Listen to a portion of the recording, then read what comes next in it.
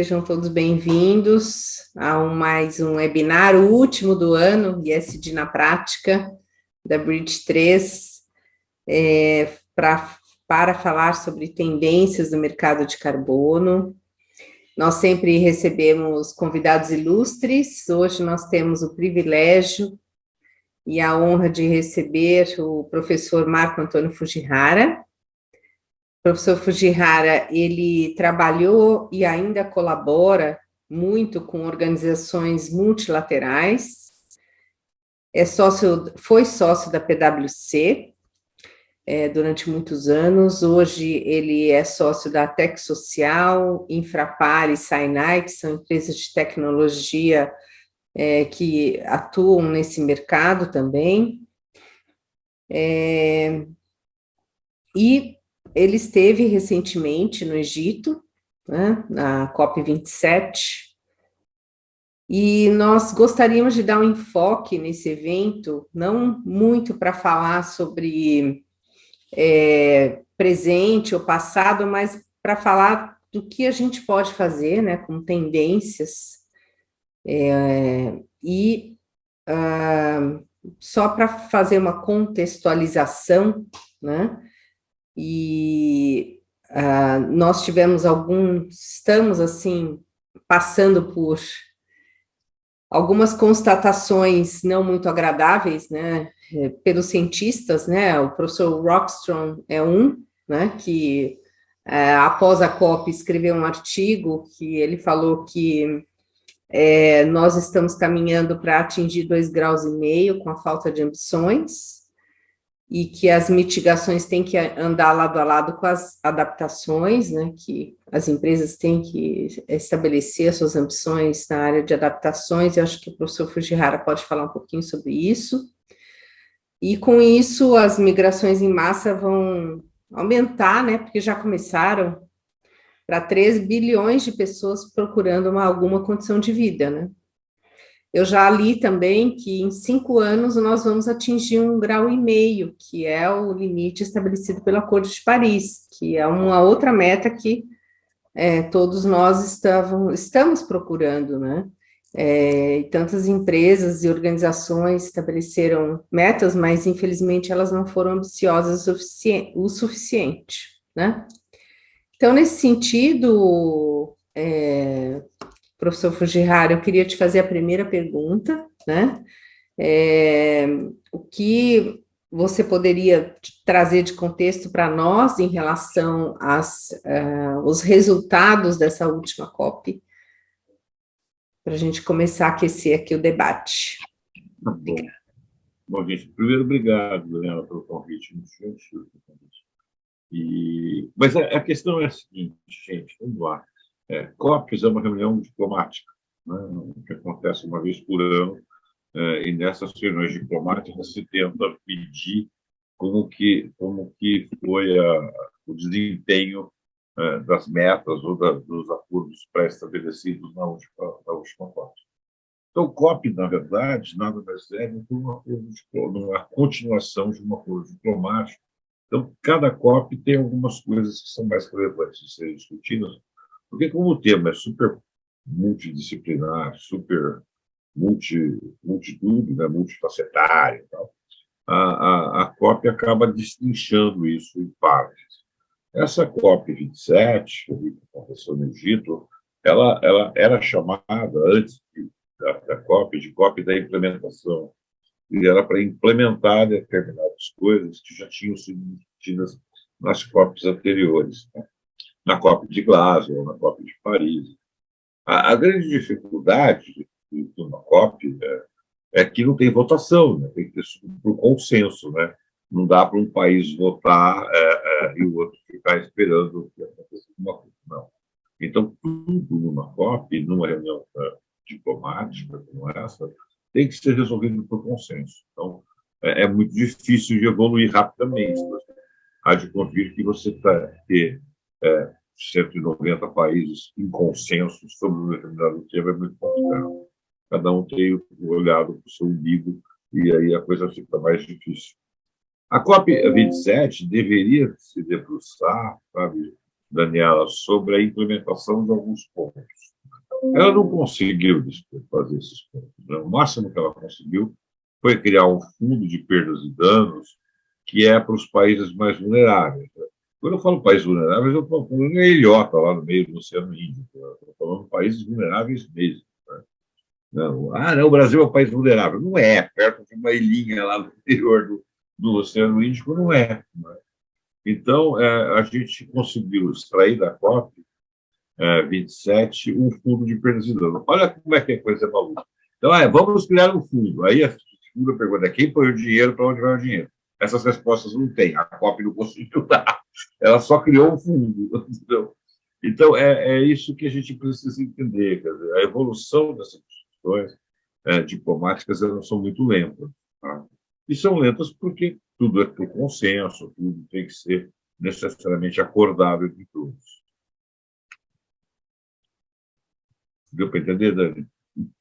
Deu para entender, essa questão de perdas e danos vai evoluir, né, ao longo desse ano, pelo que entendi, continuar na COP28, talvez com deliberações, né, e a falta de ambições na questão climática, muitos atribuíram a questão da crise energética na Europa, né, por falta pelo problema da guerra, né, e o problema da dependência das fontes energéticas da Rússia, né, e agora isso acaba atrasando um pouco a agenda de conversão para energias renováveis, né. Por outro lado, tem outros que falam que isso vai acelerar, na verdade, né. A gente nunca sabe direito, porque todo o sistema de transição energética que a gente precisa ter, seja na Europa, seja em todos os países, é um sistema de transição energética que é caro, né? É muito caro. Vamos fazer hidrogênio. Sim, até chegar no hidrogênio tem um monte de investimento para fazer e uma série de etapas a serem vencidas para chegar no hidrogênio. Então, todo o sistema de transição energética, seja no Brasil, seja fora do Brasil, são sistemas que requerem investimentos altos, né? E isso é o custo da mudança climática. Agora, uma coisa que eu aprendi na minha vida, quer dizer, o custo desses investimentos é mais barato do que o custo de não fazê-los. O custo de não fazer esses investimentos talvez seja mais caro do que o custo de fazê-los. Então, é o custo da inação, que a gente chama. Então, eu entendo que os países vão ter uma transição energética, pode retardar um pouco, sabe, Dani, em função da guerra da Ucrânia, em função de uma conjuntura macroeconômica desfavorável, mas é inexorável. A transição energética vai existir e vai continuar sendo cara, porque é caro fazer transição energética. E não dá, né? E aí entra assim, todo o processo industrial, principalmente manufaturas pesadas, como siderurgia, né? Vai ter sempre emissões residuais. Né? Não dá para fazer aço sem emitir carbono, né? Não dá. E o que você faz com essas emissões residuais? Né? Então, é assim, tudo bem, eu vou fazer, o meu aço agora é com hidrogênio, eu sou super bacaninho, mas vai ter emissões residuais. Então, a gente tem que ter claro, e esses processos de transição energética, em qualquer lugar do mundo, são caros. Em alguns lugares deve ser mais caro que outros. Agora, a Alemanha está fechando algumas plantas de esteel, porque, enfim, o custo de energia ficou proibitivo. Então, pois é, você falou dessas emissões residuais, aí isso tem a pergunta sobre a questão do mercado voluntário, porque essas emissões residuais, provavelmente, essas organizações, elas vão compensar, né, por meio de compensação, que ela não consegue adaptar. Primeiro, eu acho que talvez valha aqui um esclarecimento para todos, para a gente conseguir fazer um alinhamento, né, Fuji, sobre a diferença entre mitigação, adaptação e compensação, para que a gente possa falar um pouco sobre esse mercado voluntário, se você puder esclarecer para todo mundo. E, pessoal, eu esqueci de falar, quem quiser fazer perguntas, por favor, coloquem no chat, que depois a gente vai responder na ordem de chegada, tá? Obrigada. Bom, vamos lá. A adaptação climática é uma coisa que você vai se adaptar à mudança climática. Quer dizer, como é que eu faço com relação ao nível do mar, como é que eu faço, construo mais diques e tudo mais, enfim. São construções, ou são formas de adaptação a mudanças climáticas. As mudanças climáticas e a adaptação requerem um grande investimento. As mitigações, as mitigações são as formas pelas quais eu posso reduzir. Como é que eu posso reduzir? Voltando, por exemplo, da siderurgia, como é que eu posso reduzir as emissões dentro do processo de manufatura? Eu posso economizar energia, eu posso ter menos matéria-prima sendo colocada no outro forno, com a mesma quantidade de output, enfim, tem várias formas numa manufatura de estabelecer as possibilidades de mitigação. Isso é um processo que requer uma análise de engenharia de processo. Para cada engenharia de processo é uma coisa diferente. Então, não tem uma regra geral, a mitigação não é vamos fazer assim que dá certo. Não, elas são diferentes em cada setor. E a questão da compensação é a falta das emissões residuais. Né? De tudo que eu fizer para reduzir as minhas emissões no meu processo de manufatura, aquilo que sobrar, eu posso fazer duas coisas. Ou eu posso compensar essas emissões, sei lá. Não é compensando na samambaia da vovó, não existe, a coisa não existe. Compensando de alguma forma, ou então eu posso comprar um crédito de carbono para também compensar isso. Né? É um pouco isso. Acho que deu para explicar, né? Deu para explicar sim. E nesse cenário do mercado voluntário, né, a gente sabe que o mercado regulado mundialmente, né, a gente ainda tem muito pouco funcionando, né, temos aí algumas regras, né, temos regulação, por exemplo, no mercado europeu, estabelecendo regras para as empresas, e setores com limites de emissões, mas o mercado regulado global ainda não funciona, né? Vamos voltar ao filme 2 minutos, né? Só um minutinho para a gente esclarecer. Sim, gente, olha, mercado regulado é um mercado que é regulado por parâmetros diplomáticos, que é regulado pelos Acordos de Paris. Dentro dos Acordos de Paris tem um negócio chamado artigo 6, e os como é que chama? Os subartigos do artigo 6, 6.1, 6.2, 6.3. Tudo que está lá, aquilo a gente chama de mercado regulado, porque ele está regulado por um parâmetro diplomático, que é o próprio Acordo de Paris. Esse negócio não existe ainda, porque não foi regulamentado o artigo 6 dos Acordos de Paris. Se essa coisa não foi regulamentada, não existe. Então, o que existe hoje é o mercado voluntário. Pois bem, da onde vem o mercado voluntário? Como é que surge o mercado voluntário? O mercado voluntário surge da necessidade das empresas dar uma satisfação para os seus stakeholders, por exemplo, de estabelecer compromissos de redução a longo prazo. Né? A Amazon, a Microsoft, sei lá, as empresas de maneira geral, eu quero ser net zero em tal ano, eu quero fazer. Então, esses compromissos voluntários de redução de emissões são voluntários, não tem nada a ver com os acordos diplomáticos. Eles levam a uma coisa de chamar o mercado voluntário está aqui, e outra coisa é introduzir no mercado voluntário formas de compensação. Uma das formas de compensação é o crédito de carbono. Tá? Então, o mercado voluntário, hoje, no mundo, anda pelo compromisso net zero. O problema, e esse eu tenho sido um grande crítico disso, a Dani sabe, é que esses compromissos, muitas vezes, não são muito bem estabelecidos. Né? Esses compromissos são meia boca, então fica um negócio meio complicado. Você faz um compromisso de fato e conta para todo mundo, né? Transparentemente existe essa palavra? Não sei. Mas de uma maneira transparente. O como você vai chegar nas reduções de 20% ou de 30% que você quer, senão não vale. Hoje em dia, as empresas, os CEOs, assumem compromissos que em 2030 eles vão ser net zero, só que em 2030 eles não estão mais na empresa. Então, eles estão assumindo um compromisso para o outro CEO. E isso, para mim, me parece um negócio meio maluco. Mas, assim, se você vai assumir compromissos de redução, você tem que combinar com os russos, né? De fato, você tem que combinar com todos os stakeholders como é que você vai chegar lá. Então, é assim que surge o mercado voluntário. Né? Ele surge da necessidade de suprir as empresas que têm compromissos voluntários de redução de emissões.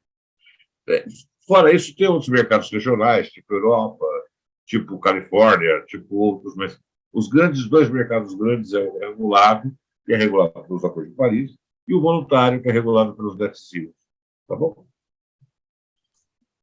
Oh, perfeito. Eu acho que aí você abriu um leque de assuntos sensacional aqui para a gente que trabalha com as organizações, que precisam estabelecer todas essas metas e precisam estabelecer esses compromissos de forma transparente, né? A gente trabalha aqui com padrões, como GRI, relato integrado, de forma a integrar essas metas, né, nas jornadas das organizações.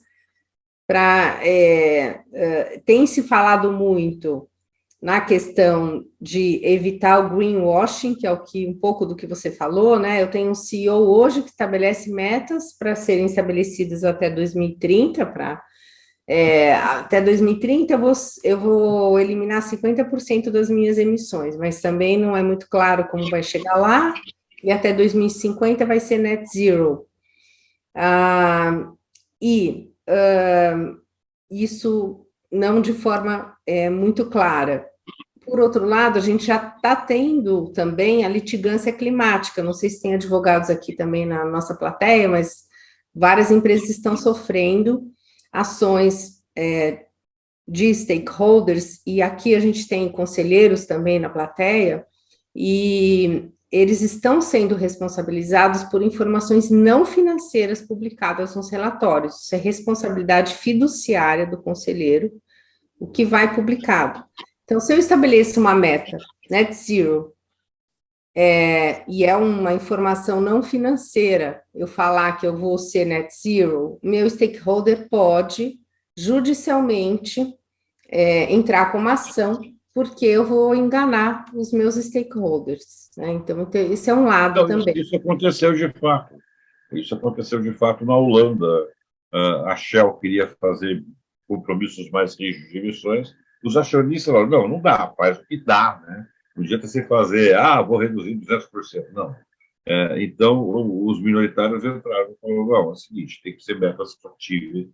Porque, assim, a grande dificuldade do mercado voluntário é ser crível, né? É ser crível dos dois lados, é ser crível para quem estabelece essas metas e ser crível para quem consegue gerar alguma coisa que compense essas metas, seja crédito de carbono, seja o que for. Então, e o mercado voluntário, Dani, isso é importante, ele vive de credibilidade, né? Ele tem que ter credibilidade. Se ele não tiver credibilidade, se não tiver auditorias, mas, a gente chama de carbon cowboys. Tem os carbon cowboys por aí que dão tiro para todo lado e não resolvem coisa nenhuma.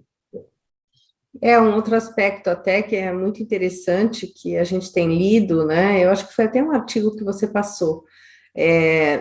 Por um lado, eu tenho empresas que vivem do um lado do mundo, que compensam suas emissões do outro lado do mundo, e os stakeholders da comunidade que moram em volta, né, daquela indústria que está poluindo, eles questionam, poxa, você vai continuar poluindo aqui em volta da minha indústria, da sua indústria, poluindo as nossas comunidades e está compensando lá longe. Então, e aí é uma coisa mais complexa.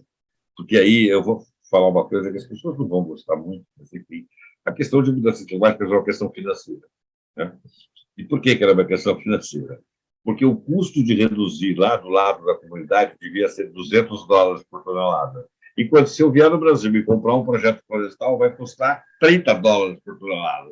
Então, e como a conta é global, né, dessas emissões, eu posso comprar esse projeto no Brasil por $30 e não usar os meus $200 daquela comunidade. Então, na verdade, quem faz essa conta não é o Departamento de Sustentabilidade, quem faz essa conta é o diretor financeiro. Fala, é muito mais barato eu ir lá, comprar um projeto no Brasil, e aí que entra, é por isso que o mercado voluntário tem que ser crível e tem que ter credibilidade, porque essa coisa que ele compensar aqui no Brasil tem que servir para ele na outra ponta, né?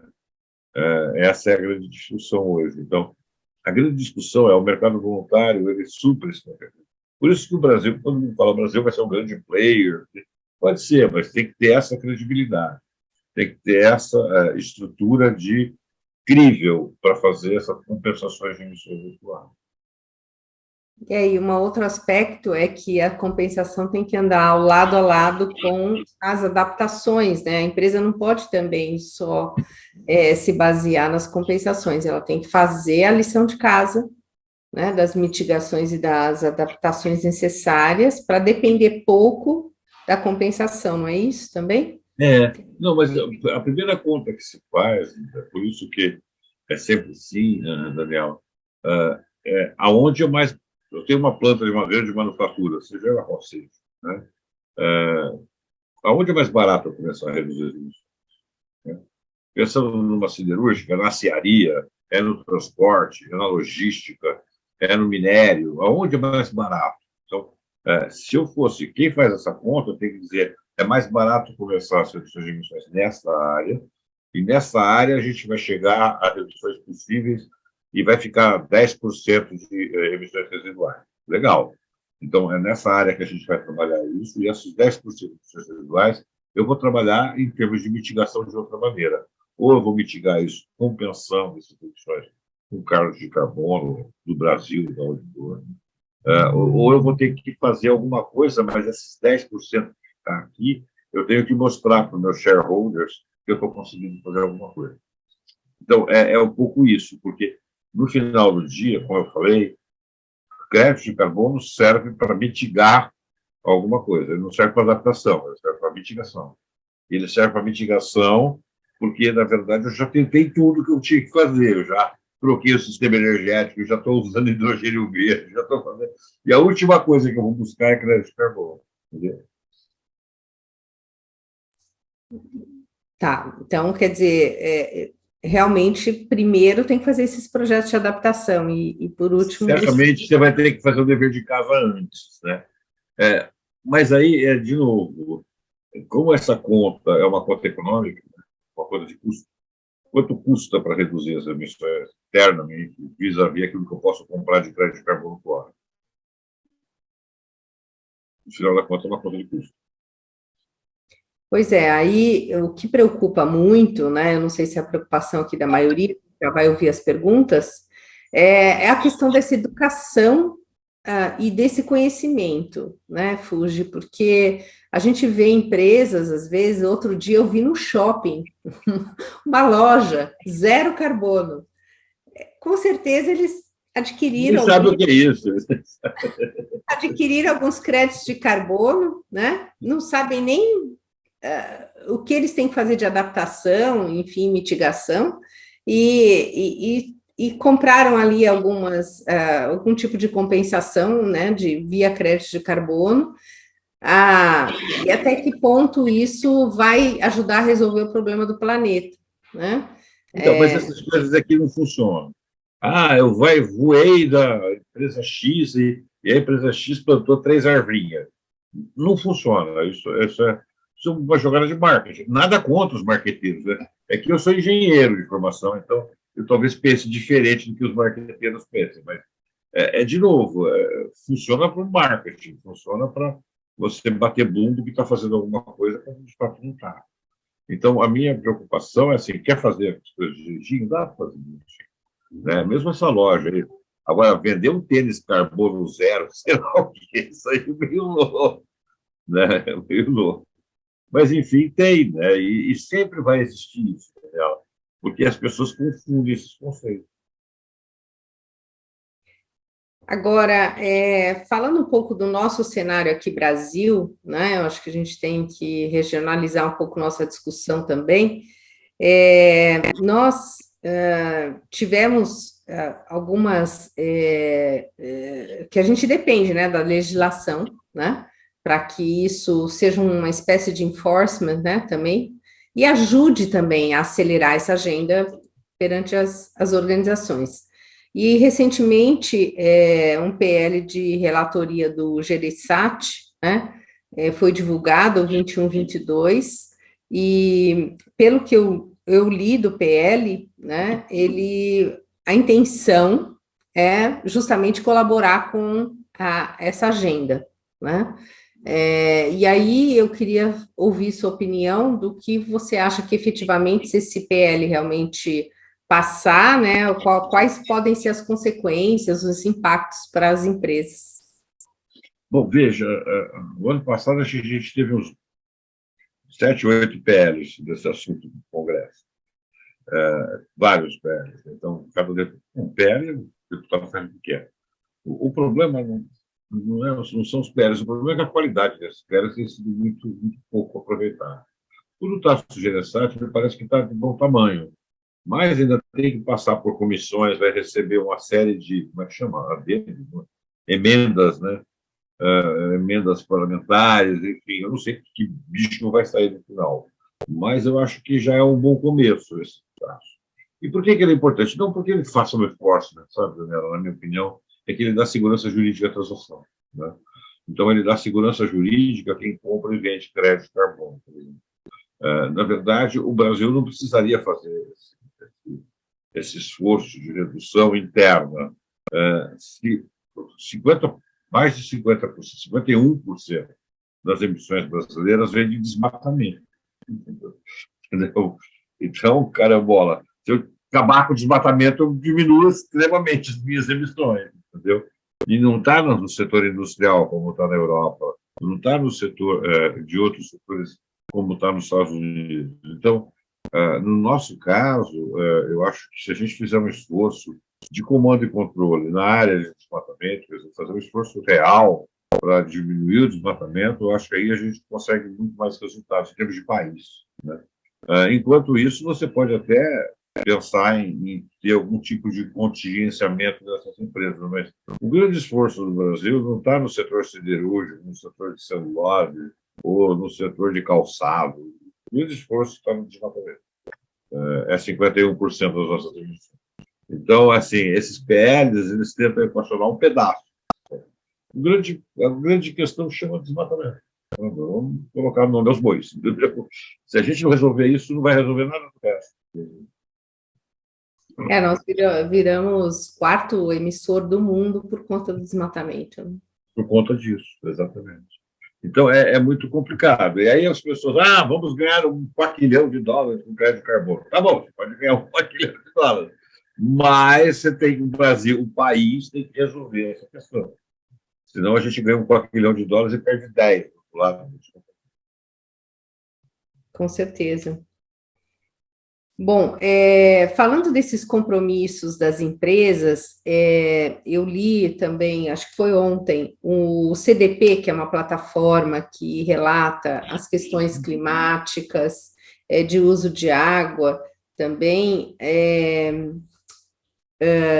são mais de 18.700 empresas, né, que reportam pela plataforma os seus compromissos, e só 12 companhias no mundo obtiveram score AAA esse ano, né? Dessas 12 companhias, eu acho que nós temos uma ou duas brasileiras só, né? Então, assim, a gente precisa realmente acelerar mais essa agenda, né? Porque as empresas realmente precisam ser mais ambiciosas, né? Então, de novo, a gente acredita muito que conhecimento, né, nessa área seja importante, né? Por isso que a gente gosta de trazer esses debates para que a gente possa buscar, né, subsídios para as organizações poderem trazer mais a debate essas questões. Então, o CDP ele tem uma credibilidade grande, né, nesse sentido, porque ele está ligado ao Science Based Target Initiative, né, que as empresas estabelecem as suas metas na área de ambientais, na área ambiental e tudo. Então, parece que, assim, de 14 empresas AAA, a gente baixou para 12 globalmente, né? Do ano passado para esse. Então, não sei como você vê essa situação. Se quiser comentar. Caiu? Caiu. Caio. A gente já vai começar a responder as perguntas, tá, gente?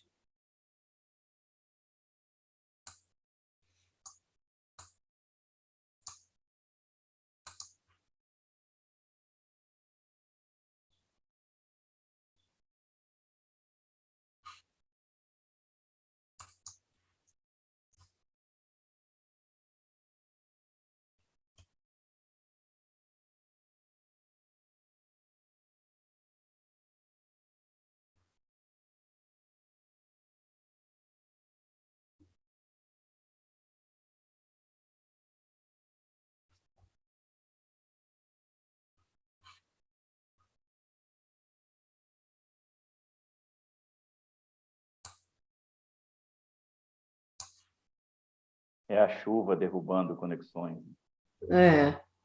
Se bem que hoje está um sol bonito, né? Aqui, pelo menos. Eu não sei, né? Se o mar fica em São Paulo. Quando é do Rio, o aluno palestrante, o curso no Rio, quando chove é impressionante, né? Opa, estou voltando aí. Cai tudo. Desculpa, gente, deu um pico de energia aqui, caí. Isso é porque eu estou na Avenida Paulista, né? Quando eu estou na roça, não tem esse problema, viu, Dani? Lá no sítio está tudo funcionando. Funciona melhor que em São Paulo, né? Então, sobre essa questão dessas metas climáticas, né, das ambições que a gente tem as grandes empresas, né, que às vezes puxam essa agenda, né, às vezes não, elas puxam essa agenda, obviamente, né, mas ainda faltam muitas ambições, né, pelas empresas, né, muito conhecimento para estabelecer as ambições. E como que a gente pode, na prática, né, sugerir uma evolução mais acelerada nessa agenda, como a Eu gente acho que a grande perspectiva que existe é conhecer, né? Quer dizer, as empresas precisam ter um inventário das suas emissões, precisam conhecer primeiro. A grande dificuldade é que as empresas querem tomar algumas atitudes e não têm esse conhecimento interno. Quer dizer, inventário de emissões é o ponto, é o V0 desse processo, né, Dani? Então, o conhecimento das suas emissões e aonde eu vou conseguir reduzir mais ou menos, né? E aí eu acho que assim, o V0 não deixa o inventário de emissões. Você tem que ter um bom inventário de emissões. Existem várias mecânicas de fazer inventário, né? Existem softwares de fazer inventário de emissões. Existem vários formatos de fazer emissões. Eu entendo que o começo de tudo isso, passa por um inventário de emissões que a empresa deve fazer. porque depois que você tem o inventário, e às vezes a empresa ainda quer, além do inventário, ter um histórico, né? Pelo menos uns 2 anos de inventário para poder começar. E o inventário dá esse filme, né? Quer dizer, não pode ser só uma fotografia, ele tem que ter um históricozinho para você entender por onde está caminhando. E inventário tem 3 escopos, né, que você tem que fazer, né? O escopo 1, que são as emissões diretas daquela indústria, daquela organização. O escopo 2, que são as fontes de energia que você usa no seu processo industrial, na sua indústria. E o escopo 3 de fornecedores. A grande dificuldade desses inventários é o escopo 3, porque o escopo 3 é saber as emissões de cada um dos fornecedores, é um treco meio enrolado. Mas já tem também software para isso, já tem bastante coisa evoluída nesse sentido. Tá? Pois é, você acha que vai evoluir rapidamente o escopo 3? Porque tem sido Acho que já, a gente acabou de montar um software para isso. É ótimo. Não vou fazer propaganda, não, mas já tem. Porque, pelo que eu entendo, até hoje, o GHG Protocol, por exemplo, ele estabelece como se fosse uma média por setor, né, para você... Isso. Então, mas cada dia que passa, você vai ter que ter mais precisão nas suas metas. E a precisão, por que você precisa ter precisão? Para você não assumir um compromisso que você não consiga cumprir depois. Ou então para você não ter que pagar uma taxa, porque vai existir uma taxa para quem não conseguir reduzir as suas emissões, certamente vai existir, para você não pagar taxas adicionais. Então, quanto mais precisa o GHG Protocolo, na verdade, ele usa fatores de emissão, sabe disso? Fatores de emissão são fatores de emissão a precisão disso é questionável, né? Então, quanto mais preciso for o seu inventário, melhor. Essa é a conclusão que eu estou vendo. Mas essa forma de cálculo do escopo 3, então, não seria isso que preconiza o GHG Protocol, é outra metodologia. Não, são medidas, não é uma forma de cálculo. É você ir lá e medir o seu fornecedor. Então, não é uma equação. Não. É eu ir lá para meu fornecedor de parafuso. Então, eu vou na fábrica de parafuso dele e meço as emissões da fábrica de parafuso, porque eu que faço a porca, tenho que juntar com o parafuso e vender. Entendeu? Então, não é uma forma de cálculo, é uma forma de medição. E existe algum protocolo, assim, que você tem que considerar os fornecedores mais prioritários, mais críticos? Aí cada empresa vai ter que fazer o dele, né? Quer dizer, no final do dia, a empresa... Eu uso Pareto. Eu uso o velho e bom diagrama de Pareto, tá certo? Mas existem várias formas de fazer isso. Eu imagino que tem que ser algo assim, porque senão fica maluco. Não, senão inviabiliza também, né? Fica trocentas coisas. Tem algumas pessoas que têm falado que daqui a pouco a gente não vai mais precisar de escopo 3, porque se todo mundo medir escopo 1 e escopo 2... Mas eu concordo com isso. Eu concordo com isso. O difícil é todo mundo fazer o escopo 3, né? A Europa já está falando em escopo 4, né? Escopo 4. Escopo 4 é um banco, as emissões que eu financio, por exemplo. Olha que interessante. Então, eu acho que não termina o escopo 3 do dia para a noite, vai demorar um tempão. Muito bom. Bom, vamos ver aqui as perguntas que a gente tem. Yuri foi o primeiro a perguntar. O Yuri está perguntando, Fuji, aqui, como que fica a renda de crédito de carbono para manter a floresta em pé. Aí eu queria até aproveitar para... foi uma pergunta que eu deixei de fazer ainda, porque existem vários tipos de crédito de carbono, né? A gente tem o florestal, a gente tem o de geração também de carbono decorrente de aterro, tem vários tipos de crédito de carbono, né? Então, eu queria até que você discorresse um pouco sobre isso. E essa questão de serviços florestais também é interessante, se você puder falar um pouco, que é a pergunta daqui. E ele pergunta também sobre... Depois eu pergunto sobre isso. Voltar um filme de 2 minutinhos. Uma redução de emissão de carbono é uma redução de emissão, seja ela feita por energia solar, seja ela feita por absorção de uma planta, né, numa floresta. Então, uma redução de carbono de 1 tonelada vai ser igual em todo lugar. O que muda é a fonte desse crédito de carbono, como é que ele foi gerado. No caso de florestas, você tem a absorção da biomassa, né, Yuri? Então, a absorção da biomassa, você tem que medir isso, né? Você tem que fazer um inventário, esse inventário florestal tem que ser medido e saber quanto que tem de carbono na biomassa e quanto tem de carbono no solo, para depois saber se essa coisa funciona ou não. Toda a questão de crédito de carbono tem que ser medida. No caso de energia solar, por exemplo, né, se eu tenho uma planta fotovoltaica, é medir no grid quanto que a minha planta fotovoltaica deslocou no grid uma tonelada de emissões de uma térmica. Na verdade, eu estou deslocando no meu grid 1 tonelada de emissões de uma térmica. Mas, de novo, 1 tonelada de carbono, 1 tonelada de carbono, né, reduzida. Mas tem que ter medida. Tem que ser medido porque você não consegue gerenciar o que você não mede. Então, você tem que medir. Tem que fazer o inventário, tem que fazer o estudo de solo, tem uma série de procedimentos para fazer essa coisa acontecer. E depois tem que chamar o auditor, né, e ver se essa coisa está correta ou não. Então, não adianta você apresentar uma medida que tem que estar submetida a uma auditoria, claro.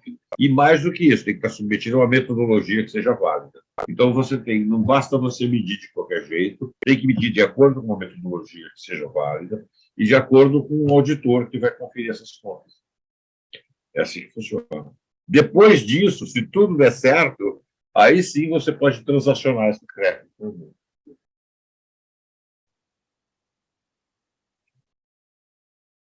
Então, falando na certificação, né?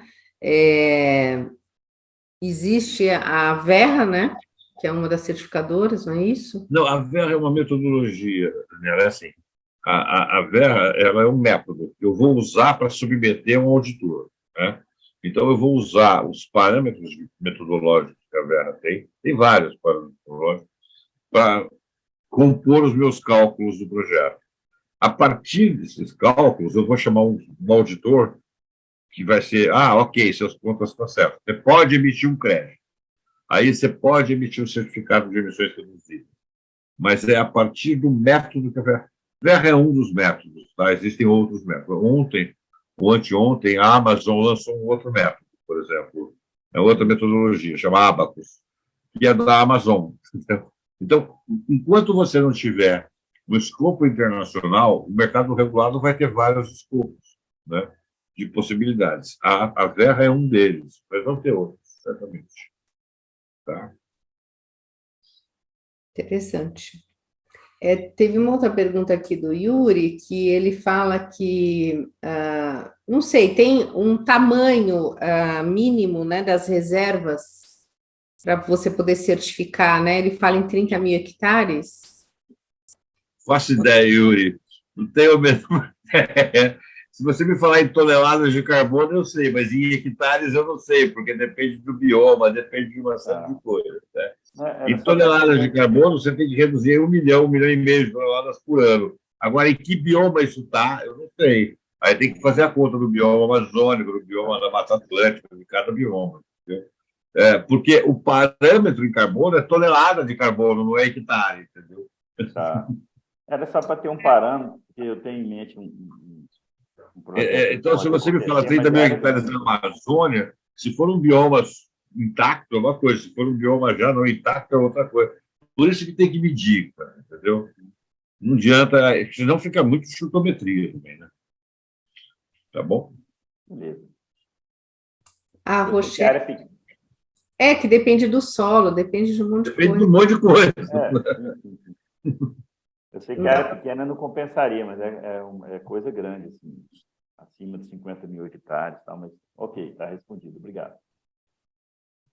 A Rochelle pergunta quais seriam as metodologias mais utilizadas para fazer a quantificação dessa compensação e mitigação ou compensação. Cadê a Rochelle? Parece aí, dá um oizinho, né? Estou aqui. Só estou com cara de acordada, por isso não apareci. Eu sei que você estava de pijama, não tem problema. Bom, enfim, não. Shelly, as metodologias são várias, né? Não tem uma metodologia, é aquilo que eu estava explicando. Dependendo da... Por exemplo, eu vou te dar uma dimensão. Existem metodologias de quantificação de carbono de solo, né? Só que as metodologias que existem hoje são metodologias de clima temperado. O cara faz uma safra por ano e depois vira gelo lá, né? Aqui a gente faz 3 safras por ano na mesma área, né, Yuri? Como é que a gente compara esses caras com a gente, entendeu? Então, não dá para comparar essas metodologias. O que eu tenho feito, o esforço que eu tenho feito, Rochelle, é apresentar essas metodologias novas para que esses caras acreditem que a gente faz 3 safras por ano. Você acha que eles acreditam que a gente faz 3 safras por ano? Não, você não faz 3 safras por ano na mesma área.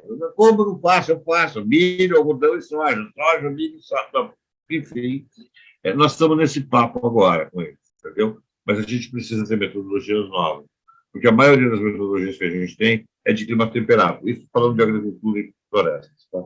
Metodologias de manufatura é mais fácil. Porque, enfim, uma tonelada de redução de emissão e energia no Brasil é igual no México. Né? Mas em agricultura e floresta muda para chuchu. Tá bom? Obrigada. A Samara está perguntando se a venda de crédito tem que ficar associada à manutenção da área. Cadê a Samara? Eu não estou vendo a Samara. Aparece, Samara, que eu não sei responder para uma... Aparece, fala oi, assim. Ela está escondida aí. Ah, está sem vídeo, tá bom.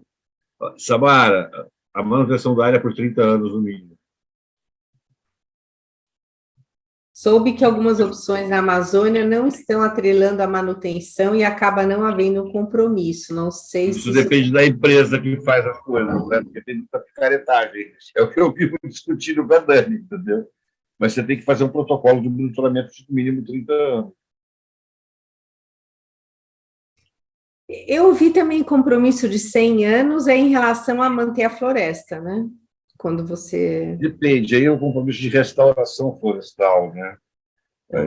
Aí você não está mantendo uma floresta, você está restaurando uma floresta, né? Você está replantando uma floresta. Então é diferente. Aí os compromissos de restauro são maiores do que os compromissos de manutenção. Tá. Realmente, a gente ouve de tudo, né?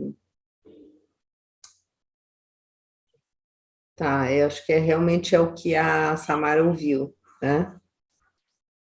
Não, e tem maluco falando que pode. Essa é a questão, né? Se a gente não for rígido, a gente não tem credibilidade. Então, a rigidez de um projeto é a credibilidade que empresta a rigidez. A rigidez empresta a credibilidade. É por isso que é importante, além da, né, é o que você falou, passa pela certificação, primeiro Isso, passa pela pelo auditor, isso. consultoria, e aí você pode emitir o seu certificado, né? Isso. E aí a empresa que está contratando, aí como aqui a gente está falando do cenário das empresas que estão estabelecendo as suas metas e elas estão usando esses créditos, como que ela faz para rastrear que é realmente aquele certificado é crível? Depende, tem várias maneiras de fazer isso, tá? Se for um projeto florestal, eu posso usar a imagem de satélite, tem N maneiras. Tecnologias para fazer isso existem.